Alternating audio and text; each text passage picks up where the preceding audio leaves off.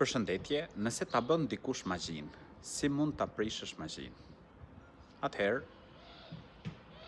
ai që na ruan dhe na mbron është Allahu i lartësuar. E këshilloj çdo njërin, çdo njërën, që me ju lut të madhit Zot. Allahu i lartësuar thot: "Ud'uni astajib lakum", lutmuni mua të përgjigjem ju. Nëse dikush sprovohet me magji, duhet ta di që shërimi është në dorë të Zotit gjithësisë. Allahu i lartësuar është ai që e ka në dorë shërimin. Magjia, pra, mund të konsiderohet ashtu si sëmundjet, të cilat pra nëse mjekohen, me lejen e Zotit gjithësisë ka shërim.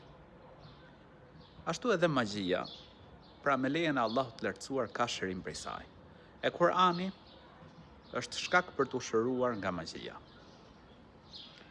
Nëse e gjen diçka pra që dyshon se është magji, pra e shikon që është diçka e mbështjell, ose ku di unë fije, peri, nyje, pra që duken, pra edhe dyshon se është magji, atëherë të këshilloj të marrësh një enë me ujë të pastër, në të lexosh, pra duke lexuar surën Fatiha, ajetin Kursi, 3 suret e fundit të Kuranit. Merre atë gjën që dyshon se është magji, duke i lexuar këto sure.